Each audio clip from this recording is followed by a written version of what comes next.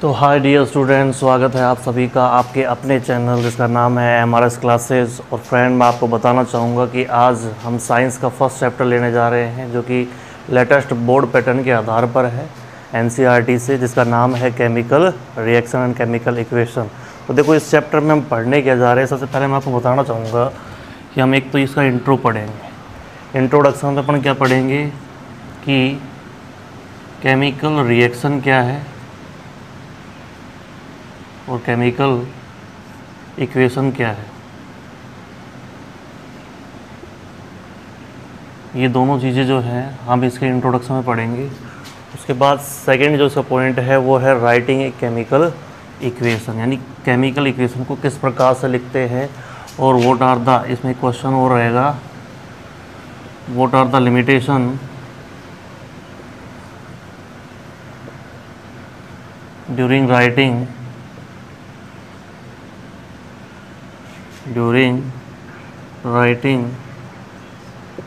Any chemical equation,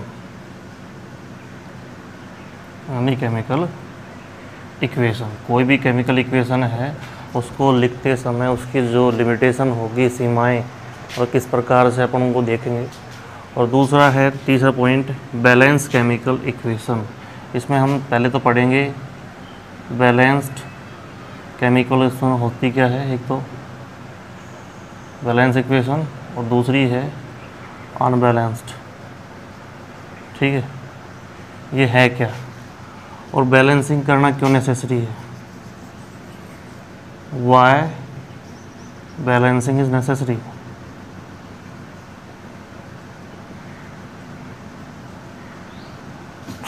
मतलब balancing करने की क्या ज़रूरत पड़ेगी, ये हम इस तीसरे पॉइंट में पढ़ेंगे।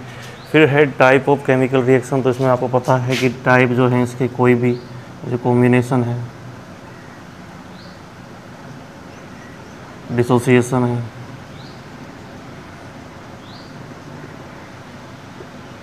मतलब जो भी इसके टाइप है हम सारे इसके अंदर क्लियर करेंगे। उसके बाद है ऑक्सीडेशन एंड रिडक्शन। ये ऑक्सीडेशन और रिडक्शन होता क्या है, ये दोनों है क्या, ठीक है, और डेली लाइफ के अंदर इनका क्या यूज़ है, मतलब क्या इफ़ेक्ट है इनका, क्या प्रभाव पड़ता है हमारे मटेरियल्स के ऊपर ऑक्सीडेशन और रिडक्शन का। तो इनको बहुत ही आराम से अपन पढ़ेंगे और 6 टॉपिक बनेंगे टोटल अपने इस चैप्टर से। ठीक है, बीच में कुछ एक्टिविटीज़ आएंगी जो मैं आपको बताते जाऊँगा। तो क्वेश्चन जो है एक्टिविटीज़ से भी पूछा जा सकता है। अब तक आपके बोर्ड पैटर्न में आपने देखा होगा कि क्वेश्चन जो है एक्टिविटी से ही आप क्या पूछ लेता है, डायग्राम ड्रॉ करवा लेता है आपसे, ठीक है, या आपको क्या करवाएगा, इसमें ऑब्जर्वेशन पूछेगा, कुछ ना कुछ ऑब्जर्वेशन। ठीक है, ऑब्जर्वेशन में जैसे Mg है और Mg को हमने क्या किया, यानी मैग्नीशियम रिबन है, उसको जब अगर अपन क्या करें, बर्न करें, तो हमें क्या देखने को मिलेगा, मतलब क्या होगा उस टाइम पे। तो उसके बेस्ड क्वेश्चन पूछेगा कि भाई अगर मैग्नीशियम रिबन जो आपके पास है उसको अगर आप बर्निंग करने जा रहे हो तो before burning why do we clean it by the sandpaper, मतलब इसको सैंड पेपर से साफ क्यों करते हैं। ये सारी चीज़ें जो हैं हम इसमें पढ़ेंगे। तो मैं सबसे पहले लेने जा रहा हूँ इंट्रोडक्शन। ठीक है, तो देखिए आप इसका इंट्रोडक्शन क्या है।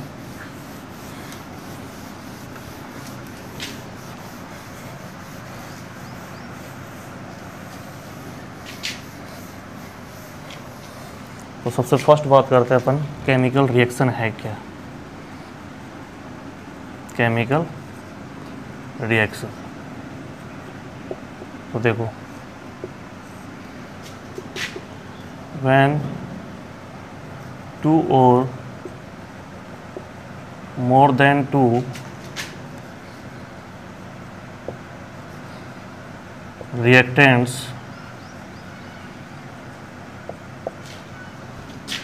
reacts to form new product which is completely different in properties from reactant. देखो is known as chemical reaction, यानी जब दो या दो से ज़्यादा रिएक्टेंट, ये वर्ड आ गया, पहले इसको समझे रिएक्टेंट क्या है।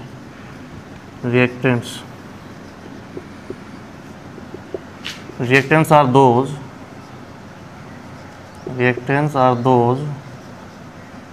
which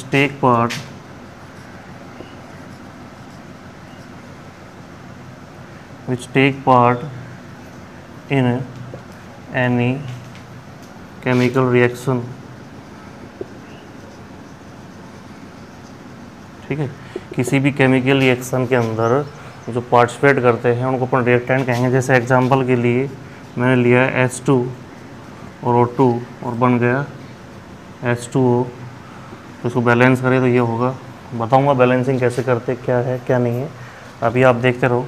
तो इसमें ये दोनों जो हैं ये रिएक्टेंट फर्स्ट रिएक्टेंट, ये दोनों पार्टिसिपेट कर रहे हैं, हाइड्रोजन गैस और ऑक्सीजन गैस रिएक्ट करके, और क्या बना रही है, प्रोडक्ट बना रही है।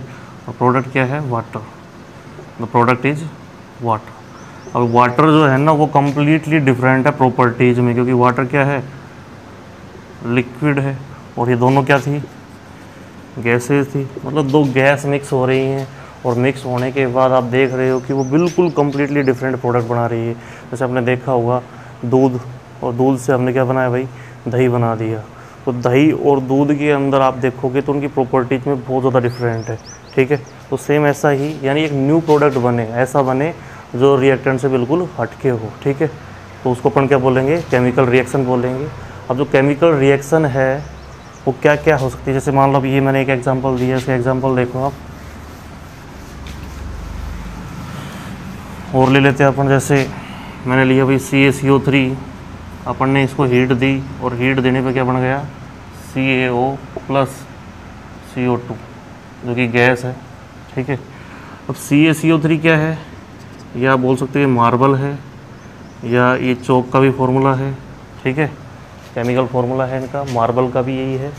अब जब इसको अपन हीट देंगे तो ये क्विक लाइम में चेंज हो जाता है। एक तो क्विक लाइम मतलब बुझा हुआ चूना जो होता है ना वो, और CO2 गैस ही क्या करता है, रिलीज़ करता है, साथ में हीट भी रिलीज़ होगी। ठीक है, कब, जब CaCO3 टूटता है, यानी कैल्शियम कार्बोनेट को अगर अपन हीट दें तो इन चीज़ों में टूट जाता है। तो ये भी एक केमिकल रिएक्शन है।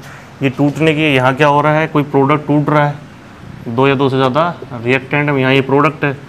और ये उल्टा भी हो सकता था, रिएक्टेंट कौन, हमने क्या ले लिए, CaO ले लिया और CO2 ले लिया, और क्या बन जाएगा, CaCO3।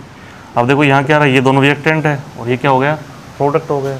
तो मतलब कहने वाला ये है कि आप इसमें जो डेफिनेशन है उसके अकॉर्डिंग अगर बोलें तो हम बोलेंगे कि भाई दो या दो से ज़्यादा रिएक्टेंट क्या करे भाई, प्रोडक्ट का फॉर्म करे, और प्रोडक्ट जो है वो बिल्कुल हटके होना चाहिए। यानी केमिकल जो उसकी प्रॉपर्टीज़ है आप देखोगे वो बिल्कुल क्या होगी, डिफरेंट होंगी फ्रॉम द रिएक्टेंट्स। ठीक है, अब उसके बाद बात करते हैं केमिकल इक्वेशन क्या है। अगर ये केमिकल रिएक्शन है तो इक्वेशन क्या है, तो देखो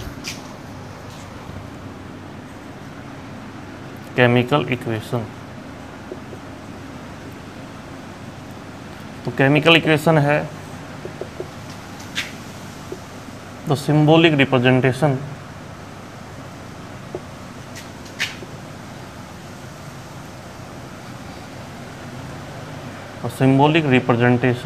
of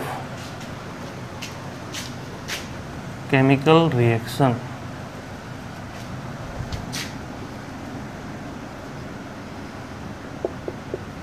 is known as chemical equation।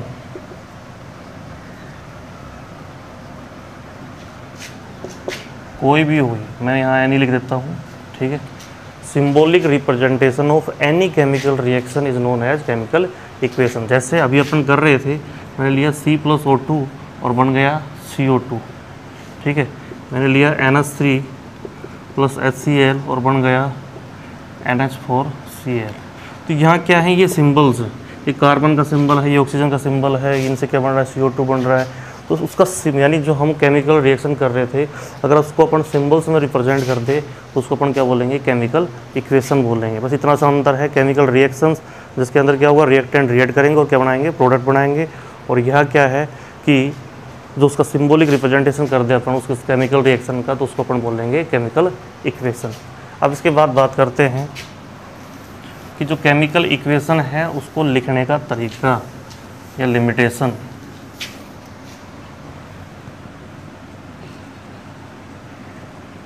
Limitation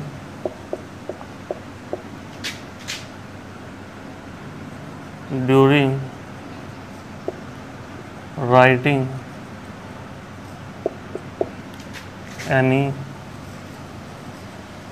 chemical equation. तो इस पॉइंट को बताने से पहले मैं आपको कुछ चीज़ बताऊंगा कि हमें जैसे कैसे पता चलेगा कि केमिकल रिएक्शन हो रही है। तो एक बार वो पहले पढ़ लेते हैं, उसके बाद ये पढ़ेंगे। How do we no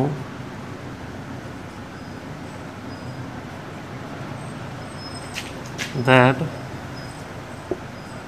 any chemical reaction is happening.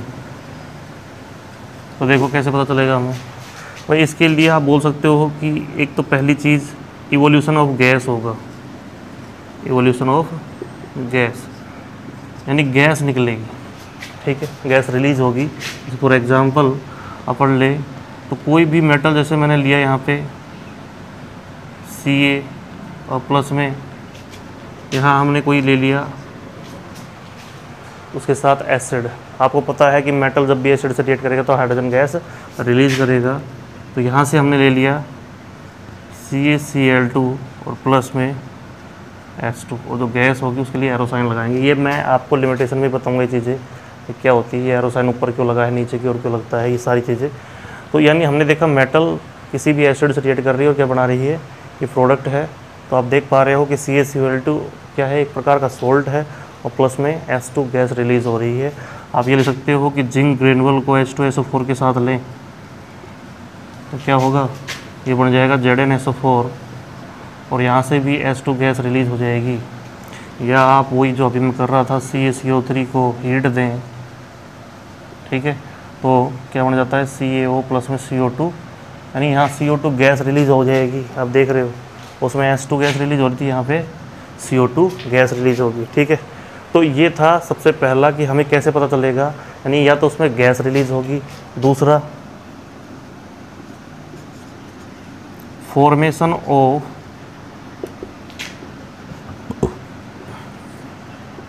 Precipitate, यानी प्रिसिपिटेट फॉर्म होगा। अब प्रिसिपिटेट होता क्या है मैं इधर बता देता हूँ आपको।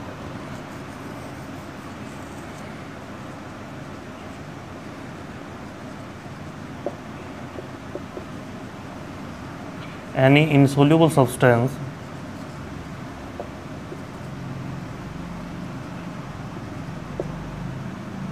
which settle down on the bottom during any chemical reaction, any chemical reaction, ठीक है, उसको अपन प्रिसिपिटेट बोलेंगे। यानी जो प्रिसिपिटेट है वो एक्चुअल में होता क्या है कि जब केमिकल रिएक्शन में रिएक्टेंट रिएक्ट करते हैं तो ये इनसोल्यूबल होता है। ये इनसोल्यूबल है इसलिए क्या होता है भाई, उसके अंदर घुलेगा नहीं, ये बॉटम में सेटल डाउन हो जाएगा, ठीक है। इसलिए इसके लिए जो एरोसाइन करते हैं वो नीचे की ओर यूज़ करते हैं एरोसाइन। मैं बताता हूँ, देखो एग्जांपल के लिए जैसे हमने लिया Ki ले लिया, ठीक है, एक मिनट, Na2SO4 प्लस BaCl2 ये लिया हमने, तो इससे बढ़ जाएगा क्या, NaCl प्लस BaSO4। तो देखो NaCl जो है ये सोल्ट है और BaSO4 जो है ना ये प्रिसिपिटेट है, ठीक है, ये सेटल डाउन हो जाएगा। इसलिए इसके लिए आप एरोसाइन जो है वो नीचे की ओर यूज़ करोगे। इस प्रकार से आपको यूज़ करना है। इसका मतलब क्या होता है कि ये इनसोल्यूबल सब्सटेंस है जो बेरियम क्लोराइड है, सॉरी बेरियम सल्फेट है, और ये बॉटम के अंदर सेटल डाउन हो जाता है, ठीक है। इसके बाद अपन बात करें तो अपन ले सकते हैं Ki plus PbNO3 volt wise. ठीक है, देखो पोटेशियम आयोडाइड को किसके साथ ले ले, प्लम्बम नाइट्रेट के लिए, या लेड नाइट्रेट बोल सकते हो आप इसको। ठीक है, उसके साथ यूज़ करेंगे तो क्या बन जाएगा, एक तो बन जाएगा KNO3 और प्लस में अब देखो ये NO3 तो इसके साथ यूज़ हो गया और ये हो जाएगा PbI2 लेड आयोडाइड, और ये है हमारा PPT, और इसको हम डाउन साइड एरो से यूज़ करके बताएंगे। तो हो क्या रहा है, देखो ये जो चीज़ें बन रही हैं इनमें आप बता सकते हो कि ये क्या है, प्रेसिपिटेट हैं जो कि इनसोल्यूबल होते हैं और ये बॉटम में सेटल डाउन हो जाते हैं किसी भी केमिकल रिएक्शन के अंदर। ठीक है, तो दो चीज़ें तो हो गई भाई, हमें पहचान में आए कि भाई कि कोई भी केमिकल रिएक्शन हो रही है। अब बात करते हैं तीसरी की।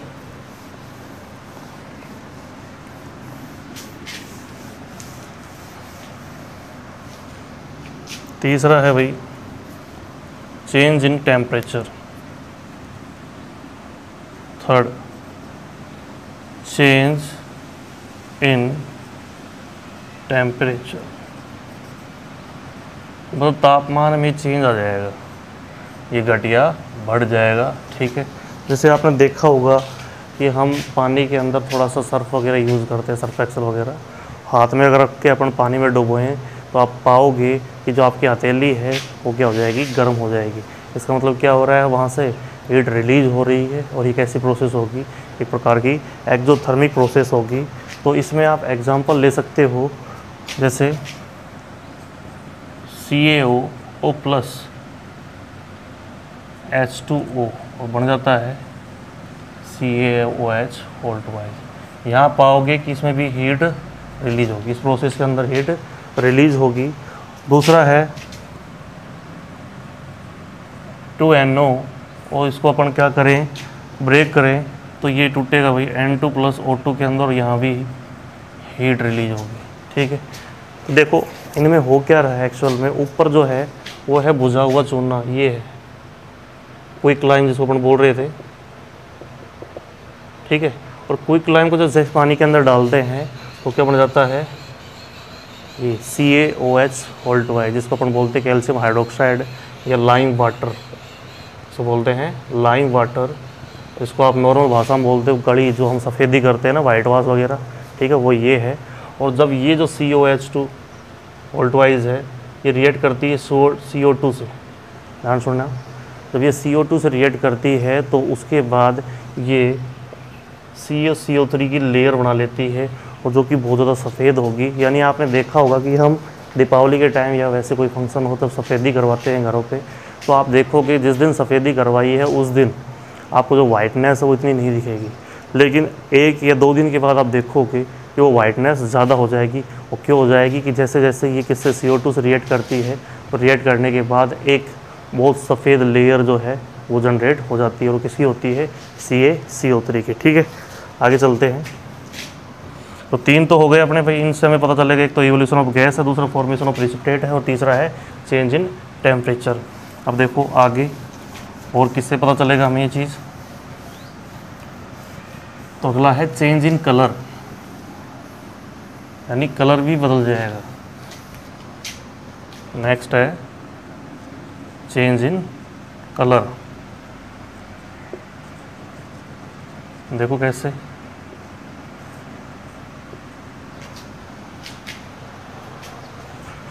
यहाँ हमने जैसे Fe लिया है, Fe मतलब आयरन, और उसके साथ ले लिया हमने कॉपर सल्फेट, जिसको अपन नीला तोता बोलते हैं, ब्लू विट्रियोल। ठीक है, ये जो हमने लिया है इसका नाम ही ब्लू विट्रियोल, नीला तोता, तो ये नीले रंग का होगा। ठीक है, लेकिन जैसे ही इससे रिएक्ट करता है तो ये बना लेता है FeSO4 जो कि ग्रीन कलर का है। ठीक है, और Cu सेपरेट हो जाता है। दूसरा आप देख सकते हो Cu जब ऑक्सीजन से रिएक्ट करता है तो बना लेता है CuO कॉपर ऑक्साइड। अब इसको आप बैलेंस करोगे तो यहाँ 2 लग जाएगा, यहाँ 2 लग जाएगा।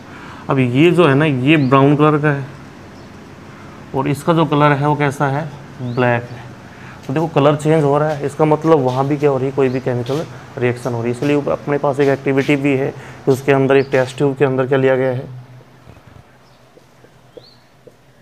कॉपर सल्फेट लेंगे CuSO4, और उसमें आयरन नेल्स, आयरन रेल्स जो है वो डुबो देंगे। तो आप पाओगे कि जो आयरन रेल्स हैं उनके ऊपर क्या आ जाएगा कलर, ये जो कलर है वो ग्रीन कलर हो जाएगा, ठीक है। क्योंकि वहाँ क्या बन जाएगा, FeSO4 बन जाएगा और Cu सेपरेट हो जाएगा, ठीक है। तो इस प्रकार से आप देखोगे तो अगर उसके अंदर चेंज आ रहा है किसके अंदर, कलर में भी, तो वो भी हमें ये बता रहा है कि यहाँ केमिकल रिएक्शन हो रही है। और नेक्स्ट है change in state, change in state. तो देखो इसके लिए अगर मैं अमोनिया को रिएक्ट करवाऊँ HCl के साथ तो ये बन जाएगा NH4Cl, यानी अमोनियम के क्रिस्टल बन जाएंगे, अमोनियम क्लोराइड, अमोनियम क्लोराइड के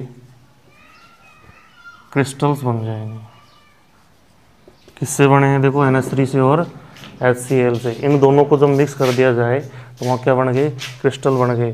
तो इनकी स्टेट जो है वो लिक्विड फॉर्म में, और यहाँ स्टेट जो आ रही है वो किस में आ गई, सॉलिड फॉर्म में है।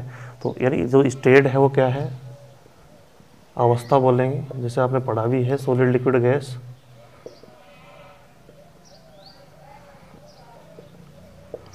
ठीक है, यानी सॉलिड से लिक्विड में चेंज होना, लिक्विड से गैस, ऐसा कुछ भी चेंज होगा स्टेट के अंदर।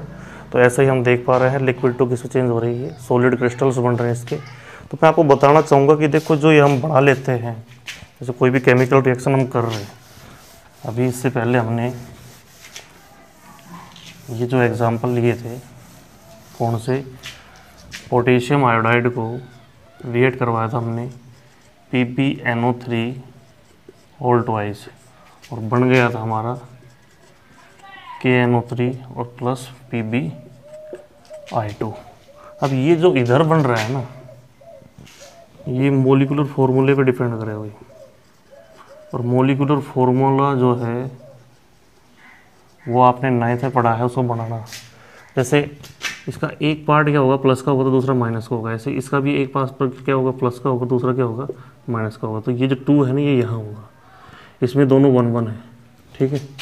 अब ध्यान देना, यानी ये उनके ऊपर क्या है, आयंस है, प्लस और माइनस। तो आपको पता है कि इसका जो प्लस है वो किसको पकड़ लेगा, इसके माइनस को, और इसका माइनस इसके प्लस को। अब देखना फॉर्मूला कैसे बनेगा। मेरे पास जो है वो पोटेशियम है और इधर NO3 है, तो NO3 के ऊपर केवल 1 माइनस होता है और पोटेशियम पे 1 प्लस होता है। तो दोनों पे सिमिलर चार्ज हो तो आप सीधा ही लिख सकते हो KNO3। लेकिन इन दोनों पे देखो, Pb जो है उसके ऊपर 2 प्लस है और आयोडीन के ऊपर 1 माइनस, U बनेगा, यानी फॉर्मूले में आपने देखा है तो ये Pb ऐसे आ जाएगा और यहाँ क्या हो जाएगा, I2, PbI2। ये जो लेड आयोडाइड है वो इस प्रकार से बनता है, ठीक है। तो ये जो मोलिकुलर फॉर्मूला अगर आपको नहीं आता है तो मैंने इसमें एक वीडियो और अपलोड कर रहा है, 9th क्लास का है, उसी चैप्टर का, तो आप देख लेना उसके अंदर, ठीक है। उसका लिंक जो है मैं इसमें डिस्क्रिप्शन में दे दूँगा, तो उससे आपको ये पता चल जाएगा कि मोलिकुलर फार्मूला बनता कैसे है। और दूसरा ये पॉली एटॉमिक आयंस है, कौन, जैसे SO4 है इसलिए 2 माइनस आता है, CO3 है इसलिए 2 माइनस आता है, ठीक है। या मान लो NO3 है, 1 माइनस आ गया। तो ये जो चीज़ें हैं ना ऊपर, ये 2 माइनस, ये 1 माइनस, ये जो कैसे आ रहे हैं, NH4 है, इस पर क्या आएगा, 1 प्लस आएगा, ठीक है। ये जो चीज़ें हैं ये कैसे आ रही है, तो ये सारी चीज़ें हम किससे पढ़ेंगे, इसी से पढ़ेंगे, आपको यह ध्यान रखना है। जैसे और भी चीज़ें हैं, ये पॉली एटॉमिक आयंस क्यों बोलते हैं, क्योंकि इसके अंदर 2 या 2 से ज़्यादा एटम्स जो हैं वो यूज़ होते हैं। देखो इसमें नाइट्रोजन ऑक्सीजन चल रहा है, इसमें सल्फर और ऑक्सीजन चल रहा है, इसमें कार्बन और ऑक्सीजन चल रहा है, इसमें नाइट्रोजन और हाइड्रोजन चल रहा है, इसलिए इनको क्या बोलते हैं, पॉली एटॉमिक आयंस, ठीक है। यानी 2 और more than 2 atoms if combined and having charge then they are known as polyatomic ions, ठीक है। तो इस प्रकार से इनके ऊपर चार्ज होगा, और चार्ज क्यों होगा, तो वो जो चीज़ें हैं वो सेम आप उस वीडियो के अंदर पढ़ सकते हो, मैंने उसको बहुत डिटेल में बनाया हुआ है, ठीक है। तो आप वहाँ से इस चीज़ को ले लेना। नेक्स्ट अपन बात करते हैं, तो इससे देखो हमें पता चल गया कि कोई भी केमिकल रिएक्शन है वो किस प्रकार से बनती है, ठीक है। और दूसरी बात अब बात करते हैं नेक्स्ट, उत्ती कैसी थी वो बता दिया मैंने कि केमिकल रिएक्शन कैसे पहचानेंगे कि कोई केमिकल रिएक्शन हो रही है। लेकिन अब बात करते हैं राइटिंग वेज या लिमिटेशन। लिमिटेशन ऑफ राइटिंग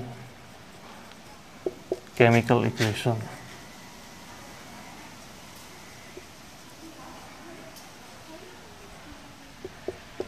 ठीक है, तो लिमिटेशन बड़ा इजी है, जैसे आप देख पा रहे हो। फर्स्ट क्या कि भाई इधर रिएक्टेंट लिखते हैं और उस साइड में लिखते हैं प्रोडक्ट। तो यहाँ पहला पॉइंट ही बन गया आपका, ये जो रिएक्टेंट्स है, reactants are written in left side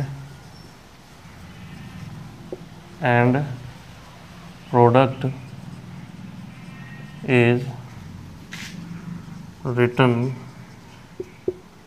in right side,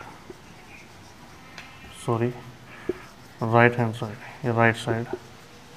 ठीक है, दूसरा इन दोनों के बीच में क्या यूज़ करते हैं अपन, एरो साइन। तो arrow sign is used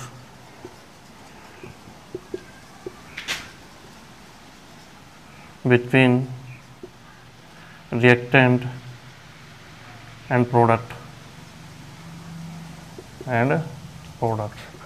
reactant और प्रोडक्ट के बीच में एरो साइन यूज़ किया जाता है। ठीक है, या आप एक पॉइंट ऐसे भी बना सकते थे कि जो टेल साइड है किसकी, एरो साइन की, उसकी साइड में क्या लिखा जाता है, रिएक्टेंट, और उस एरो साइन के आगे की ओर क्या लिखा जाता है, प्रोडक्ट।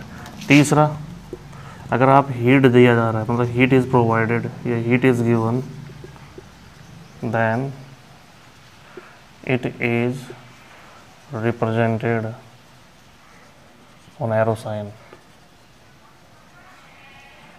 अगर आप किसी भी केमिकल रिएक्शन को हीट देते हो तो या तो उसके अंदर ये ट्रायंगल का साइन बनाओगे या उस पर लिख देते हो जैसे 373 केल्विन, 473 केल्विन, इस तरीके से आप लिख देते हो उसके ऊपर। तो वो हीट वगैरह जो भी आप दे रहे हो वो कहाँ लिखते हैं, इस एरो साइन के ऊपर। नेक्स्ट है, if gas is released then arrow sign is used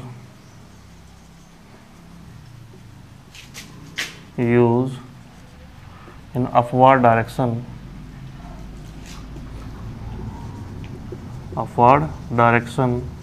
ahead of that gas,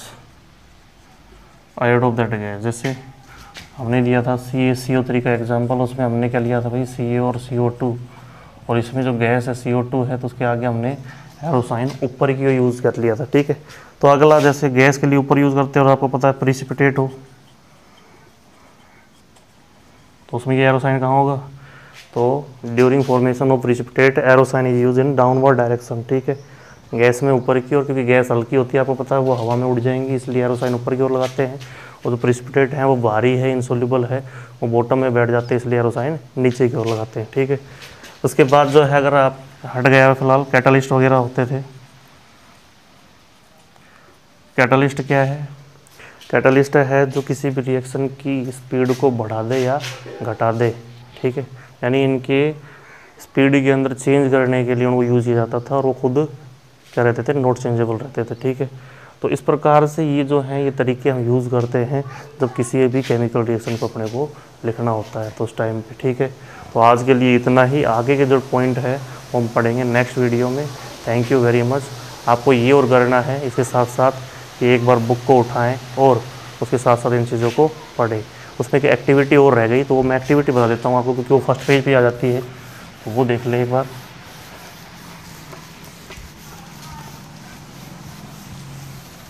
तो वो एक्टिविटी बेस्ड है, एक्टिविटी फर्स्ट की बात कर रहा हूँ मैं। तो इसके अंदर जो भी एक्टिविटी आएगी मैं उसी जगह पर बताता जाऊँगा। एक्टिविटी जो फर्स्ट है उसमें क्या दिया गया है, वो है based burning to the magnesium ribbon.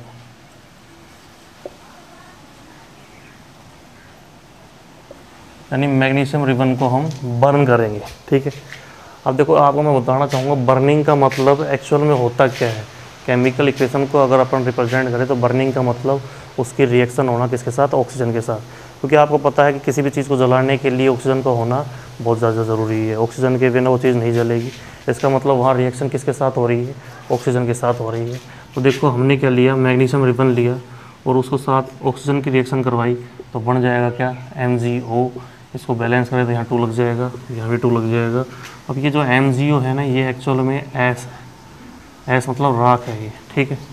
अब ये जो राख है ना, ये कैसी होती है, बेसिक नेचर की होती है, बेसिक नेचर की। इस राख को अगर अपन रिएक्ट करवाएं किससे, H2O से, पानी से, यानी इसको अंदर पानी के अंदर घोल दें तो होगा क्या, ये हमें मिलेगा MgOH होल ट्वाइस। इसको बोलते हैं मिल्क ऑफ मैग्नीशिया, जो कि एक प्रकार का एंटा एसिड है, ठीक है। एंटा एसिड जो एसिड को क्या कर दे, न्यूट्रल कर दे, ठीक है। यानी एक प्रकार का बेस है जो उसको क्या कर देगा, न्यूट्रल कर देगा। जैसे हमारे पेट के अंदर HCl बन जाता है ज़्यादा, तो हमें खट्टी खट्टी डकारें आएंगी, तो उस टाइम पे एंटा एसिड यूज किया जाता है। जो इनो यूज़ करते हैं वो इनो क्या होगा, एंटा एसिड होगा, ठीक है, जो उसको न्यूट्रल कर देता है। अब देखो मैं आपको बताना चाहूँगा कि यहाँ ऑब्जर्वेशन आपसे पूछेगा, ऑब्जर्वेशन ड्यूरिंग बर्निंग। तो बर्निंग के दौरान यानी मैग्नीशियम रिबन को जब आपने जलाया तो क्या देखा आपने, कि हमने देखा वाइट डेजलिंग फ्लेम,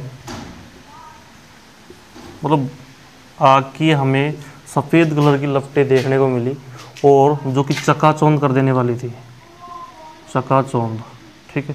यानी आग के सामने बिल्कुल सफ़ेद लाइट आ जाएगी ऐसी, ठीक है, जिसको अपन डेजलिंग बोलते हैं, डी है, ठीक है। तो वाइट डेजलिंग फ्लेम हमें देखने को मिलेगी, कब मिलेगी, जब हम मैग्नीशियम रिबन को जलाएंगे उस टाइम पे, ठीक है। तो उसके लिए जैसे डायग्राम दिया जाता है, तो आपको एक बार डायग्राम बनाने की प्रैक्टिस कर लेनी है। उसमें उसने क्या लिया है, एक टोंग चिमटा लिया है, चिमटी जो भी है, और एक पोर्सिलिन प्याली ली है, उसके अंदर उसको रखते हैं, और रखने के बाद जब उसको बर्न करते हैं तो बर्निंग से पहले उसको सैंड पेपर से, ध्यान रखना, सैंड पेपर से क्लीन किया जाता है। अब क्यों किया जाता है, ये क्वेश्चन आपके दिमाग में बनता है, और ये NCERT ने भी पूछा ये क्वेश्चन कि उसको सैंड पेपर से क्लियर क्यों करते हैं हम, या क्लीन क्यों करते हैं। तो उसका आंसर है removing oxide layer present on it, यानी उस रिबन के ऊपर ऑक्साइड लेयर जनरेट हो जाएगी रखे रखे, तो उस टाइम पे उसकी बर्निंग जो है वो थोड़ी स्लो हो जाएगी। इसलिए उस लेयर को रिमूव करने के लिए उसको क्या किया जाता है, सैंड पेपर से रब किया जाता है, रगड़ा जाता है उसको, और फिर उसको बर्न किया जाता है, तो हमें देखने को मिलता है वहाँ वाइट डेजलिंग फ्लेम, ठीक है। तो आज के लिए इतना ही, थैंक यू वेरी मच। इसी प्रकार आपका प्यार बनाए रखिए, धन्यवाद।